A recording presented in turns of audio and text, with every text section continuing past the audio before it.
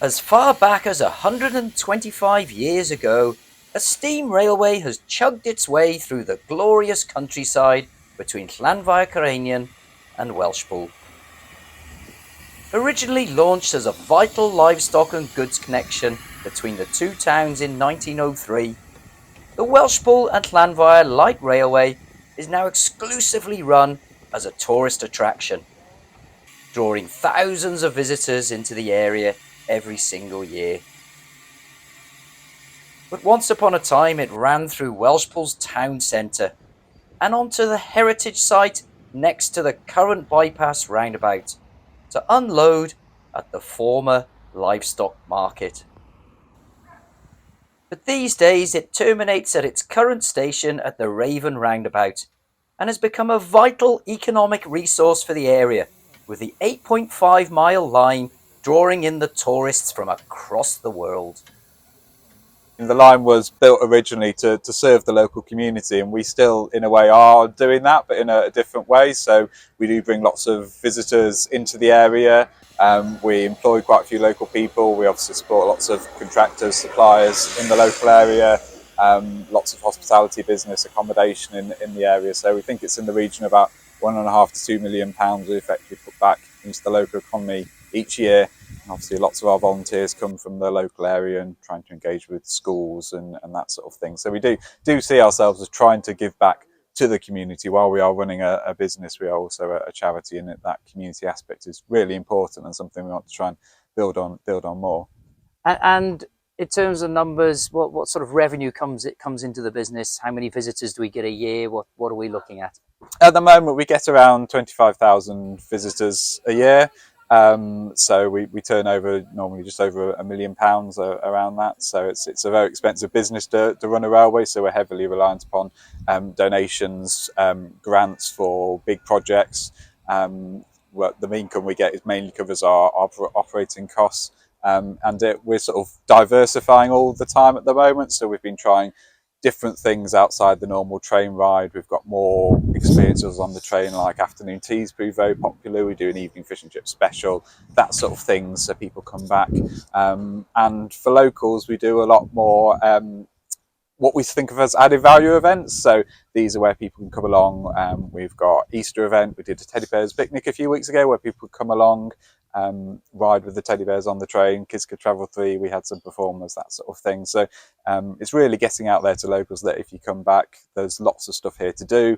Our membership's really good for people in the local area as well. So it's really, yeah, come visitors. There's lots to explore, lots to do, and it's really trying to get those extra things out that that people who don't want just a train ride anymore. They want an experience. They want something they can go out, and we know we're competing against lots of other attractions and lots of other people's time now. You're not competing for people's day out to a garden centre anymore. We're having to compete against Netflix, that sort of thing. It's all their leisure time.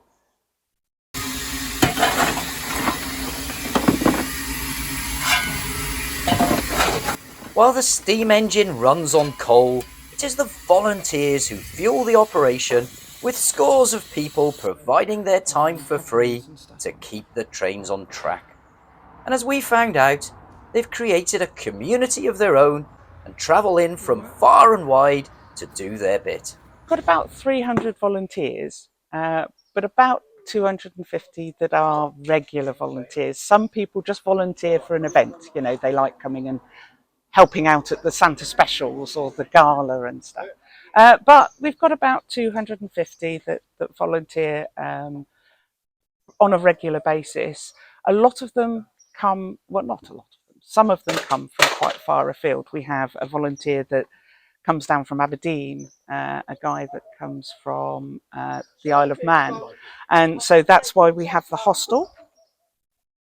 And the hostel is actually designed like it was a sleeping carriage. So it won awards when it was completed. And actually the beds in the rooms are bunks that you would have on a sleeping carriage. So yes, volunteers, when they come, can stay there at a very, very reasonable cost. But also we need local volunteers. I'm local, quite a lot of us that come in very regularly are local ones. because we can be called on if they've got gaps. It's brilliant. It's brilliant to do because you learn new skills, you meet new people. They always say a change is as good as a rest. So you get a chance to try new things. So I find it quite therapeutic, but it is really good. We've got a fantastic community here, lots of things going on. And yeah, it's just fun to do. Well, I first came here in May 2007, so it's been quite a while now. And I originally came to the railway as a visitor in 1993 and was quite attracted by the place, to be quite honest. And then when I was able to, when I retired, I thought, let's move to Mid Wales and play trains. So here I am, and it's preserving a bit of the past, hopefully for the future. So that's why I'm here, and I enjoy every minute of it. But it's not just the tourists that enjoy a ride through the countryside. The line has become a priceless local treasure, with my Welshpool TV viewers always welcome aboard. Oh, come on it. You will not see Mid Wales and this area of Powys from a better route. It's lovely. From Llanfair, you travel along the Banwy, go across the Banwy, and then up to Crofonydd. Then it's just a steady, sort of like almost level track down to Dylarden Road, and then you start hitting the hills, and that's lovely.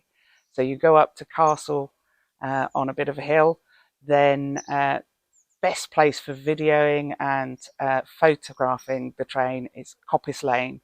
You can see a large swathe of track, and it's on a bend, so you get to see all of the train. That then goes into down to Silvine, which is another sort of like fairly level straight, and then you've got the Golver. The Golver's quite a pull up, and it's all now then through wooded area, and from the Golver you go down into Welshpool. The fantastic thing, which for everybody but the engine crew, is the fact that as soon as you get out of Welshpool station, coming back the other way, you've got a hill. So it's got to pull up a hill, so it's quite nice you get lots of what we'd call chuff.